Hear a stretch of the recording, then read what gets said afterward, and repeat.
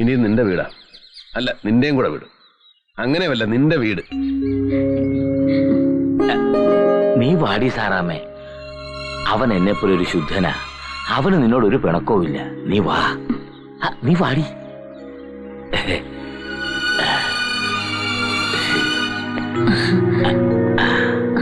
എന്റെ സാറാമ്മ, നീ നോക്കി നിൽക്കാതെ കുരിശ് വരച്ച് പിള്ളേരെ അകത്തോട്ട് കയറ്റടി. ഇനി കൊണ്ടുപോവാൻ പറ്റേ. ഈശോ വിശേഷം സ്തുതിയായിരിക്കട്ടെ. മോളെ, ഞങ്ങളൊരു വിശ്വാസപ്രകാരം കുരിശ് വരച്ചെന്നേ ഉള്ളൂ. മോള് വിശ്വാസമൊന്നും കളഞ്ഞു വിളിക്കണ്ട. അമ്പലത്തിൽ പോക്കും മുടക്കണ്ട. കൊച്ചിനെ വിളിക്കടി. അയ്യോ, എന്താ മോളെ ഇത്? വലതുകാലി വെച്ച് കേറും മോളെ. അമ്മച്ചേ, അങ്ങനെയൊക്കെ അങ്ങ് നടന്നുപോയി. ജാതി മതമൊന്നും നോക്കണ്ട. ദേ വരണുണ്ട്, തരക്കേടില്ല, അത്രേ ഉള്ളൂ. നമുക്കതൊക്കെയല്ലേ കിട്ടുള്ളൂ.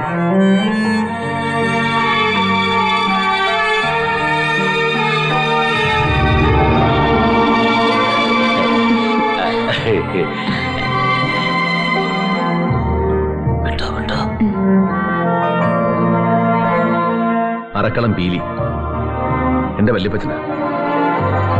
നാട്ടുകാർക്ക് ഇദ്ദേഹം തമാശ, ലെജൻഡ്, തസ്കര വീരൻ. പക്ഷേ അപ്പനേക്കാളും വലിയ സ്ഥാനത്താ ഞാൻ വെച്ചിരിക്കുന്നത്. He's great. എനിക്കറിയാം. നീ ഒന്ന് ഒരുങ്ങിക്കേ, നമുക്കൊന്ന് പുറത്തു പോവാം. ഒരുങ്ങാന്ന് പറയുമ്പോ ഇച്ചിരി ഓവർ ആയിക്കോട്ടെ. നല്ല പളപളാന്ന് മിന്നുന്ന സാരി, മാലയും വളയും കമ്മലും അരഞ്ഞാണും തന്നെ ഞാത്തി ഇങ്ങനെ കുറച്ച് നീണ്ട് കിടന്നോട്ടെ. 4 പീപ്പിൾസ് കാണട്ടടി. എന്താ ഒരുങ്ങാന്ന് പറയുമ്പോ എനിക്ക് ഇതേ ഉള്ളൂ. വീട്ടിൽ ചെന്നാലും കൂടിയതൊന്നും ഉണ്ടാവില്ല. എന്റെ പൊന്ന് തങ്കമണി, സെന്റിമെന്റൽ ആകാതറി. നിന്റെ ഇല്ലാവല്ലാഴികളൊക്കെ അറിയാവുന്ന ഫാലാക്കാരൻ ഭർത്താവല്ലടി ഫുല്ലേ ഞാൻ. നീ വാ. ഇതൊക്കെ ഞാൻ നേരത്തെ മേടിച്ചു വെച്ചതാ. സത്യം പറഞ്ഞാൽ ഇതിനൊക്കെ നന്ദി പറയേണ്ടത് നിന്റെ ആ കൂട്ടുകാരിയോടാ.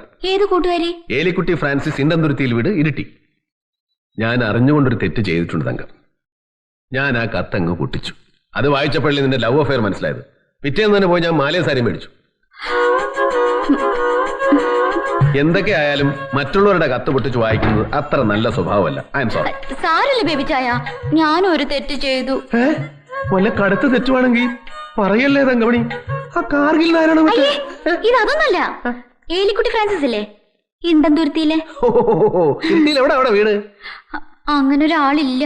അങ്ങനെ ഒരാളില്ലേ? ഏലിക്കുട്ടി ഫ്രാൻസിസ് എന്നൊരാള് ഇരട്ടിയിലെങ്ങുമില്ല.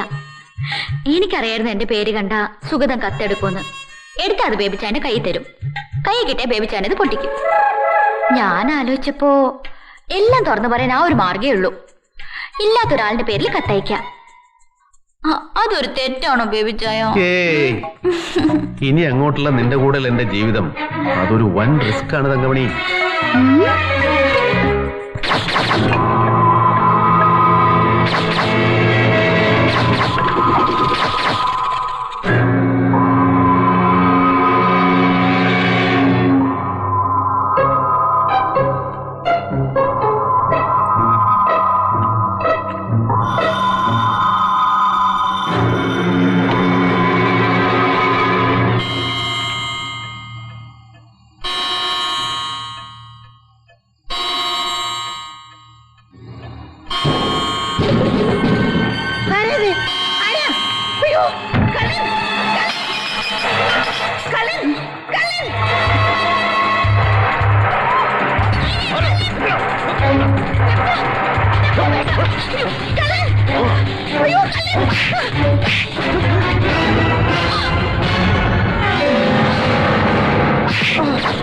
അമ്മയെപ്പോലെ അഭയം തന്ന സ്ത്രീ, ആഹാരം തന്ന സ്ത്രീ, കക്കണം തോന്നിയപ്പോ ആ സ്ത്രീക്ക് തന്നെ പ്രിഫറൻസ്. അത് വളരെ എളുപ്പമാണല്ലോ. ചോദിക്കാനും പറയാൻ ആരുമില്ല, ഒറ്റയ്ക്ക് താമസം. നന്ദി കെട്ട നായ്ക്കൾ. ഇതിനു മുമ്പ് എന്തെല്ലാം ഓടിച്ചോണ്ടാ? തിയേറ്റർ കണക്കെ നോക്കിയിട്ടില്ല. ഇതുവരെ ഒരു പൈസയും ഞങ്ങൾ അവിടെ എടുത്തിട്ടില്ല. ഇത് പക്ഷേ നിനക്ക് എന്തിനാ നെക്ലസ് ഗേൾഫ്രണ്ടിന് കൊടുക്കാനോ? ഞാനിത് എടുത്തത് എന്റെ പെങ്ങളുടെ ഒരു ആവശ്യത്തിനാ. പൊന്നിട്ട് നടക്കാനുള്ള ആഗ്രഹം ഒന്നും അവൾക്കില്ല. ഇത് വിറ്റ് കിട്ടുന്ന കാശ് എനിക്ക് വേണം. അവൾക്ക് വേണ്ടിയാണത്. നീ എന്തൊക്കെയാടായി പറയുന്നത്? ഇവന്റെ പെങ്ങളുടെ ചികിത്സയ്ക്ക് ഒരുപാട് കാശ് വേണം. ഇന്നലെ അവന്റെ ബാപ്പ വിളിച്ചിരുന്നു. മറ്റൊരു വഴിയും കാണാനിട്ടാ. മീനാമ്മച്ചി ഞങ്ങളോട് ക്ഷമിക്കണം. നിങ്ങൾക്ക് ബേബിച്ചായനോട് ചോദിച്ചൂടായിരുന്നോ? ഞാനത് അവനോട് പറഞ്ഞതാ. പോട്ടടാ പൊടിയാ.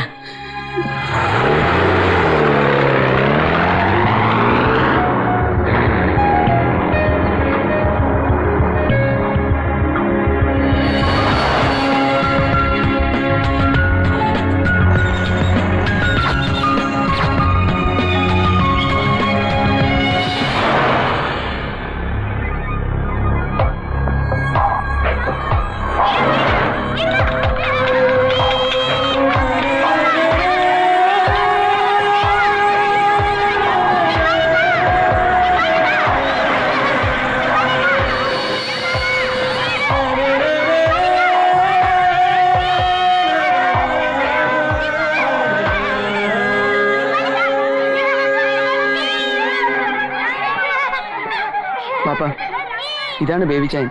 ഇത് ബേബിച്ചായന്റെ ഭാര്യ തങ്കമണി ചേച്ചി. ഞാൻ ബീരാൻകുട്ടി. ഒരുപാട് നന്ദിയുണ്ട്, കടപ്പാടും ഉണ്ട്. നമ്മളെ കുട്ടിയൊക്കെ അഭയം കൊടുത്തേന്. നിങ്ങളെ അവറ്റങ്ങൾ അന്നം മുടക്കിയിട്ടില്ലല്ലോ. ദാന്തമാനെ പത്തനവാ അയ്യപ്പോ വരി വരി ആ എല്ലാരും വരി. ഇതാരാന്ന് മനസ്സിലായോ? ഇത് ബേബിച്ചൻ, നമ്മളെ പിള്ളേരൊക്കെ. ഇത് ബേബിച്ചന്റെ ഭാര്യ തങ്കമണി. ഞാൻ രാഘവന്റെ അച്ഛൻ പീതാംബരൻ. ഇത് ദീപുവിന്റെ ചേച്ചി അനിയത്തിയ. അച്ഛനും അമ്മയില്ല. എന്താണ് ഇതൊക്കെ? ആരോടൊന്നും പറയാതെ നീയൊക്കെ എങ്ങനെ കളിച്ചും ചിരിച്ചും?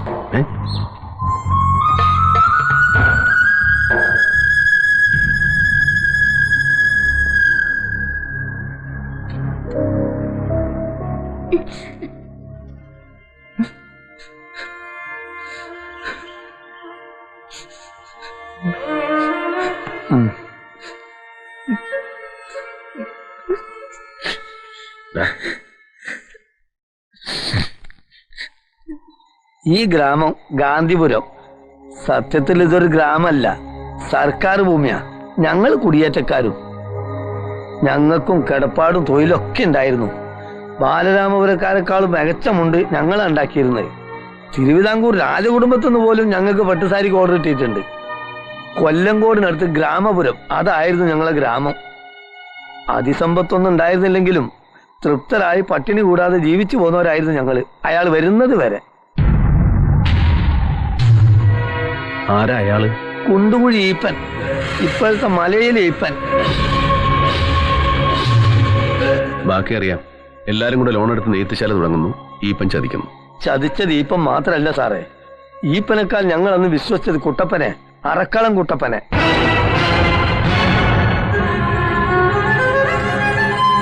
എന്താ സാറേ? ചതിച്ചത് ഈപ്പനാണെന്ന് പറഞ്ഞൊഴിയാൻ കുട്ടപ്പന്റെ മകന് അവകാശമില്ല. അറക്കളം കുട്ടപ്പന്റെ മകനാണ്. അപ്പന്റെ പാപം മകൻ വഹിച്ചേ പറ്റൂ. കുട്ടപ്പൻ തന്നെയാ ഞാൻ. അങ്ങനെ നോക്കുമ്പോ നിങ്ങളെ ചതിച്ച ഞാനാ. അതുകൊണ്ട് ഞാൻ തന്നെ അതിനൊരു പരിഹാരം കാണും.